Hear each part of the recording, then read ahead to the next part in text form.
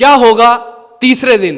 दोस्तों आपका स्वागत है क्रिकेट ज्ञान के मॉर्निंग लाइव सेशन में। और आज तीसरा दिन है भारत और इंग्लैंड के बीच में विशाखापट्टनम टेस्ट का। दूसरे दिन तो टीम इंडिया ने अपने नाम बखूबी से कर लिया है और रोहित शर्मा और यशस्वी जायसवाल 28 रन बनाकर यानी विदाउट एनी लॉस बनाकर खड़े हैं पिच पर।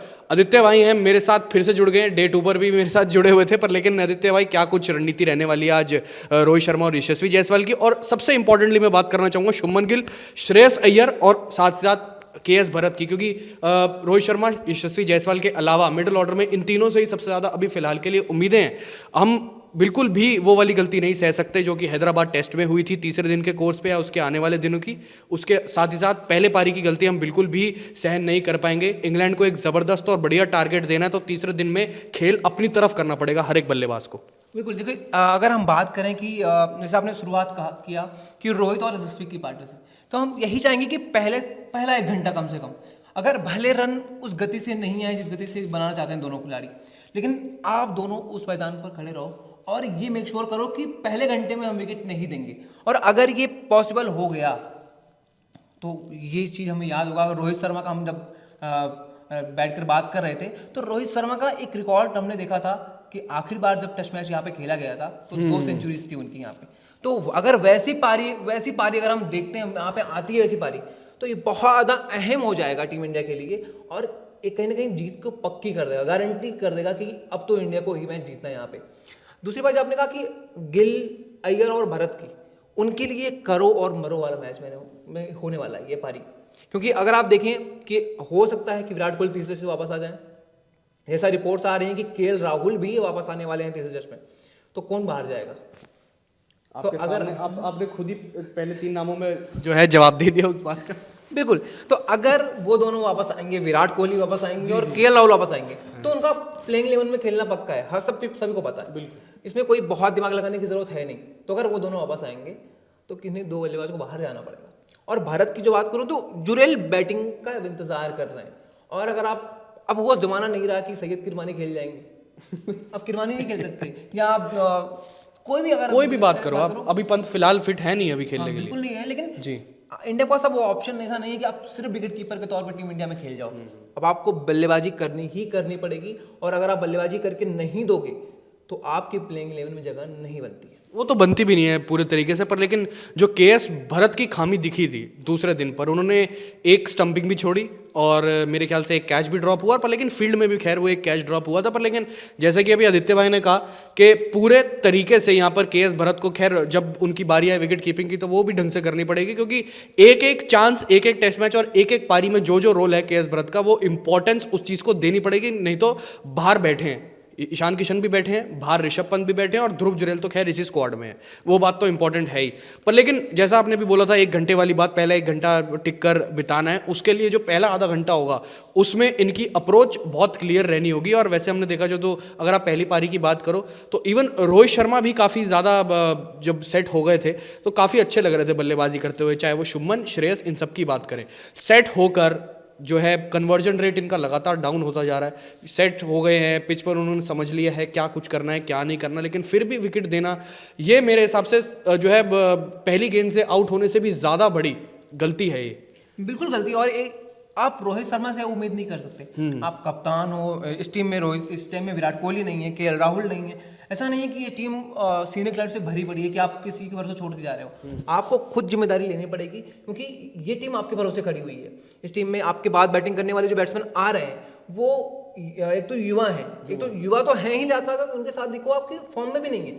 आप गिल की बात करो, फॉर्म में नहीं है। अय्यर की बात करो, फॉर्म में नहीं है। पाटीदार अपना पहला मैच खेल रहे हैं, भरत फॉर्म में नहीं है। तो ये 2 चीज़ अगर हम इनको देखें तो इसके अलावा रोहित शर्मा को अतिरिक्त जिम्मेदारी लेनी पड़ेगी। अगर रोहित शर्मा अतिरिक्त जिम्मेदारी नहीं लेंगे तो कहीं ना कहीं जो हैदराबाद में हुआ वो भी जाग में भी हो सकता है। वो हो सकता है बिल्कुल। पर लेकिन हम पास्ट रिकॉर्डों की बात करते हैं, रोहित शर्मा ने 176 बनाए थे, रोहित शर्मा ने 127 बनाए थे 2 पारी में 2019 साउथ अफ्रीका टेस्ट, वही याद कर रहे हैं ना हम। पर लेकिन पहली पारी में तो 14 बनाए रोहित शर्मा ने, और गेंदें ज़्यादा थी बल्कि सेट हो गए थे, इसका साफ तौर पे ये मतलब है। पर लेकिन दूसरी पारी में देखिए हमें एक मैच विनिंग स्टार्ट दिलवा दे रोहित शर्मा, वही हमारे लिए बहुत काफ़ी है। फिर वो कन्वर्ट कर ही लेंगे, रोहित शर्मा की एबिलिटी में कोई शक नहीं है। इवन यशस्वी जायसवाल 209 वो करके आए हैं, और अब मुझे तो बहुत क्लियर लगा यशस्वी जायसवाल की बल्लेबाजी में एक चीज़। आदित्य भाई अगर आप इस चीज़ पर ध्यान दें, आप भी इत्तेफाक रखेंगे इस बात पर कि यशस्वी जायसवाल ने जिस हिसाब से बल्लेबाजी करी, बहुत क्लियर थे अपने माइंडसेट में किस गेंद को उनको मारना है, यानी कि बाउंड्री की तरफ धकेलना है, किस गेंद को उनको डिफेंड करना है। जो बैलेंस था उनका अटैक और डिफेंस में, वो बहुत बढ़िया था। जबकि अगर आप बात करो इवन शुभमन गिल का, वो भी बहुत अच्छे कर रहे थे जब तक जेम्स एंडरसन ने उनका विकेट नहीं लिया था और ऑफ स्टंप के बाहर उनको एज नहीं करवाया था। फिर वो कॉट बिहाइंड हो गए थे स्लिप पर। इवन मैं देख रहा था कि श्रेयस अय्यर को इस चीज़ में गलती आ रही थी, क्योंकि मिडिल ऑर्डर में सीनियर मोस्ट बल्लेबाज श्रेयस अय्यर है, और उनकी बल्लेबाजी में दिखी है, हैदराबाद टेस्ट में भी खामी दिखी और इस टेस्ट में भी एक खामी दिखी कि उनको पता नहीं लग रहा कि कौन सी गेंद को आगे खेलना है, और वही आगे वाली गेंद को वो पीछे जाकर खेल रहा है, और इसी के चक्कर में उनका जो कॉट बिहाइंड हो गए थे, बहुत महीन खिरारा कट होते हुए लगा था, गेंद वो आगे की थी। तो ये दिक्कतें हैं। देखिए अगर हम अच्छी बात करें कि किसी और से क्यों सीखना बाहर, आप देखो जो आपने कहा जायसवाल के बारे में, इतना अपने आप को उन्होंने बदला है। अगर हम अफ्रीका सीरीज की बात करें जहां पर वो बार बार बल्ला फेंक रहे थे, और अब उन्होंने बोला कि मैं बल्ला बाहर नहीं फेंकूंगा, अगर आप गेंद मेरे एरिया में डालोगे तो मैं छोड़ूंगा नहीं, लेकिन अगर आप बाहर चौथे पांचवें स्टंप की गेंद वहां पे करने वाले हो तो मैं छोड़ूंगा, उसको छेड़ूंगा ही नहीं। तो आप करो बॉलिंग, दिन भर बॉलिंग करते रहो, और यही सक्सेस अगर आपको टेस्ट क्रिकेट में, अगर आपको रोहित शर्मा की बात याद हो, हाँ हम बार बार बात कर रहे थे कि इंग्लैंड के खिलाफ सीरीज में, जब हम इंग्लैंड के खिलाफ खेल रहे थे इंग्लैंड में, तो कितना सफलता हासिल की थी बतौर सलामी बल्लेबाज रोहित शर्मा ने। उसका क्या सक्सेस था कि अब आप चौथे पांचवें स्टंप की गेंद को नहीं छेड़ोगे, और जब आप आपके तरफ गेंद आ रही है तो उसको छोड़ना भी नहीं है। ऐसा नहीं कि आपको इसे, कि हमने बार बार ये चीज़ देखा था कि अय्यर की बात कर रहे थे आप अभी, अय्यर ने क्या किया, अपने आप को रोक के रखा कि नहीं मुझे रन बनाने, आप इस माइंडसेट से नहीं आ सकते। एग्जैक्टली आपको रन बनाना पड़ेगा, लेकिन मतलब ये कह सकते कि जबरदस्ती के लिए नहीं शॉट खेलना है कि मुझे दिखाना है कि मैं बड़ा शॉट खेल सकता हूँ, उसके लिए नहीं करना है। आपको रन बनाने के लिए बड़ा शॉट खेलना है, जहाँ पे ऐसी बॉल आ रही, और ये चीज़ कहीं और नहीं सीखना है। सबसे अभी 3 से 4 मैच ही एक्सपीरियंस है अभी। अगर हम बात करें, छठा मैच है, हम बात करते हैं जायसवाल की, तो छठे मैच में उन्होंने प्रूव कर दिया कि सबसे ज़्यादा अगर कोई इम्प्रूव्ड अगर क्रिकेटर अफ्रीका सीरीज से यहाँ तक, तो जायसवाल है। अब बिल्कुल पूरे तरीके से जायसवाल है। पर लेकिन अब इंग्लैंड की बात कर लेते हैं, क्योंकि इंग्लैंड भी अपने पूरे जो हथियार है गेंदबाजी में तैयार करके आएगी। बेन स्टोक्स और मैकलम, बेन स्टोक्स की कप्तानी का पूरे तरीके से जो है रणनीति बनाकर आने वाले हैं फील्ड पर, क्योंकि हमने देखा है कि जब जब सेशन की शुरुआत हुई है, चाहे आप पहले सेशन की शुरुआत की आधा घंटा देखें, 1 घंटा देखें, चाहे आप लंच के टाइम की, टी के टाइम की देखें, जब जब सेशन जो क्लोज होने के बाद, यानी ब्रेक पूरा खत्म होने के बाद, जब जब इंग्लैंड की टीम फील्ड पर आई है, चाहे वो बल्लेबाजी से हो चाहे वो गेंदबाजी से, अभी बात करेंगे हम फील्ड की या गेंदबाजी की, क्योंकि इंग्लैंड को सुबह आकर, पैच सुबह नहीं बोलना, अभी सुबह का कर रहे हैं, जबकि इंग्लैंड को अभी थोड़ी देर में आकर जो है गेंदबाजी करनी है, फील्ड लेनी है, तो रणनीति साफ होगी बेन स्टोक्स की। वो जैसे हमेशा रही, हमने 1-2 टेस्ट मैचेस में एनालाइज कर लिया है कि वो तो भाई जो है स्ट्राइक रोटेशन तो होने नहीं देंगे, फील्ड लगा कर देंगे, अटैकिंग वो तो यही रखेंगे, सिंगल डबल आपको लेने नहीं देंगे। पर लेकिन रोहित शर्मा एक्सपीरियंस है काफ़ी ज़्यादा, और यशस्वी जायसवाल तो अब पिच पर इन्होंने यहाँ पर 200 लगा दी, तो उनको पता ही है हाल कैसा होगा पिच का, तो उनको कैसे फील्ड को भेजना होगा, कैसे गैप ढूंढने होंगे, ये इनकी जिम्मेदारी है, और गैप निकालने ज़रूरी है। और अगर स्ट्राइक रोटेट नहीं हुई तो ऑटोमेटिकली प्रेशर इन पे आ जाएगा और ये अपनी विकेट दे देंगे। देखिए एक तो चीज़ हम अगर बात करें थे ना कि हम जब इस सीरीज शुरू होने वाला था तो बाहर तरफ बैच बॉल सिर्फ बैटिंग के टाइम पे नहीं दिखाती इंग्लैंड। Exactly. जब वो फील्डिंग कर रही होती उस टाइम पे बैच बॉल दिखा रही होती, क्यों वो मजबूर कर देते हैं कि आप मारो, आप अटैक करो मेरे पर, आप छक्के चौके मारो, पर आपको सिंगल नहीं लेने दूंगा मैं। आपको सिंगल डबल से खेल, अगर आप खेलना चाहते हो सिंगल डबल से, तो वो नहीं खेलने दूंगा वो वाला गेम। बिल्कुल आपको अटैक करना है, आप निकल करके बाहर मारो छक्का, कोई समस्या नहीं है। और ये चीज़ नज़र आई कि जब रोहित भी, अगर हम देखें गिल की बात कर रहे थे, हम गिल जब पहली बार में बैटिंग करने आए तो अच्छा खासा उनका फ्लो नज़र आ रहा था, बाउंड्री लगा रहे थे आसानी से, पर उन्होंने सिंगल डबल गिल का रोक दिया था। और गिल जैसे बैट्समैन जो होते हैं, अगर उनका आप सिंगल डबल, उनका वही है कि खर्चा पानी है सिंगल डबल उनका, अगर आप वो रोक दोगे उनका, तो फिर वहाँ से फिर बैटिंग कर पाना उनके लिए बहुत कभी आसान नहीं होता है। और इसी वजह से कहीं ना कहीं अगर हम देखें तो गिल और जितने भी मिडिल ऑर्डर के बैट्समैन आपने नाम लिया, उन सभी ने अपना विकेट थ्रो किया था, ये सिंगल नहीं ले पा रहे थे। बिल्कुल, वो तो एक ये इंपॉर्टेंट एस्पेक्ट है, आपको वो तो करना ही पड़ेगा। पर लेकिन पिच का हुलिया देखें तो अभी हम जो है 2 मिनट पहले मैं आपसे बात कर रहा था मॉर्निंग लाइव सेशन से पहले कि पूरे तरीके से जो पिच पर रोलर चलाया जा रहा है, पिच को थोड़ा सा जो है ठोस बनाने की कोशिश की जा रही है, क्योंकि क्रैक्स को दबाने की कोशिश की जा रही है। पर उस चीज़ का आपको पता है, जैसे ही पहली गेंद डलेगी, पहला ओवर होगा, वो चीज़ वापस से वैसी हो जाएगी। और वो तो देखिए इंडियन पिचेस का पूरे तरीके से नेचर रहता ही है।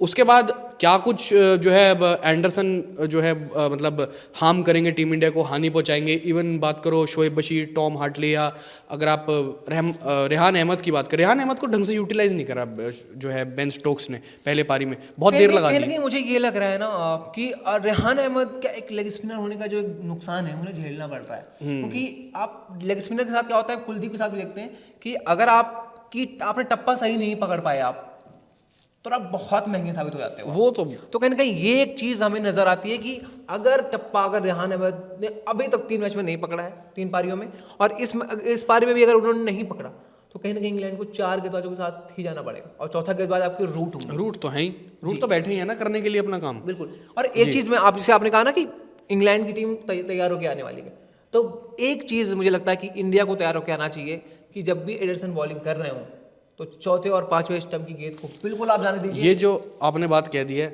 वो बात सभी बल्लेबाजों को अपने दिमाग में जो है समेट कर रख लेनी चाहिए। जी हाँ, अगर हम देखें तो गिल का विकेट ही देखें तो वो क्या कर रहे थे कि आप मारो, आप वो तो कवर ड्राइव सेटअप किया था पूरे तरीके से। ड्राइव आप वही, मैं इससे पहले हमने जो कहा था ना कि आपको सिंगल लेन नहीं लेने दूंगा मैं, आप मारो बाउंड्री, मुझे मार के दिखाओ बस। तो वो चैलेंज है ना जो गेंद के साथ और बैट बॉल के साथ कर रहे हैं, कहीं ना कहीं वहां पे समझदारी दिखाना होगा। अगर वहां पे समझदारी हमारे बल्लेबाज नहीं दिखाएंगे तो बहुत, देखिए अगर 300 साढ़े 300 बनाना होगा इंग्लैंड को, तो ये इंग्लैंड की टीम 350 आराम से चेस कर सकती है, अगर उनको थोड़ा सा एक बल्लेबाज भी उनका खड़ा रह गया। तो हमको जब जाना है तो इस तरीके जाना है कि इंग्लैंड पहले से ही मैच के बाहर नजर आए, इंग्लैंड ये सोच भी ना पाए कि क्या स्कोर हम चेस कर सकते हैं क्या। अगर इस माइंडसेट से आप इंग्लैंड को बल्लेबाजी करने के लिए भेजेंगे तो ही आप जीत पाएंगे, क्योंकि ये इंग्लैंड की टीम असंभव को संभव करना जानती है, और यहाँ पर रोहित शर्मा बतौर कप्तान रोहित शर्मा को समझदारी दिखानी होगी। और ये चीज़ जो आपने कही वो डायरेक्टली रिलेटेड है क्लैरिटी ऑफ थॉट्स बल्लेबाजों की, कौन सी गेंद को कहाँ खेलना है, आगे खेलना है, पीछे खेलना है, डिफेंड और अटैक को समझना पड़ेगा कहाँ पे कहाँ करना है। पर लेकिन तीसरा दिन है, अब से कुछ ही देर में दोनों बल्लेबाज यानी रोहित शर्मा और यशस्वी जायसवाल आ जाएंगे पिच पर बल्लेबाजी करते हुए, अब हम उन्हें देख पाएंगे। पर लेकिन वही है कि कितना लग रहा है कि मतलब तीसरा दिन लग रहा है पूरे दिन तक जो है बल्लेबाजी करनी पड़ेगी, फिर उसके बाद चौथे पाँचवें दिन इंग्लैंड को उतार दो। मेरे हिसाब से मैं बता दूं सबसे पहले, तीसरा दिन और चौथे दिन का पहला सेशन तक तो एटलीस्ट टीम इंडिया को बल्लेबाजी करनी ही चाहिए। देखिए मैं अभी तो बहुत दूर का नहीं सोच रहा हूँ मैं, जब हम लंच में आएंगे तो मेरा ये माइंडसेट है कि अगर 250 प्लस है, लीड है, और एक विकेट भी हमारे गिरा हुआ है, तो मैच में है, बात खत्म। चलिए, इन्होंने तो बहुत जल्दी बात खत्म कर दी, पर लेकिन अब हम फिर से आपके साथ जुड़ेंगे लंच के वक्त और बताएंगे कि क्या लेखा जोखा रहा, क्या इंग्लैंड सक्सेसफुल हुई रोहित शर्मा यशस्वी जायसवाल में से किसी एक का विकेट गिराने में, या दोनों की, कुछ भी नहीं पता, क्योंकि इंग्लैंड तो फुल थ्रॉटल आएगी, टीम इंडिया को भी फुल थ्रॉटल जाना पड़ेगा, क्लियर माइंडसेट के साथ जाना पड़ेगा। और हम आपके साथ लंच में ज़रूर जुड़ेंगे तीसरे दिन पर। अपनी राय इस बारे में, इस खास चर्चा के बारे में कमेंट सेक्शन में ज़रूर बताएं। फिलहाल अभी के लिए हमारी इस खास पेशकश में इतना ही।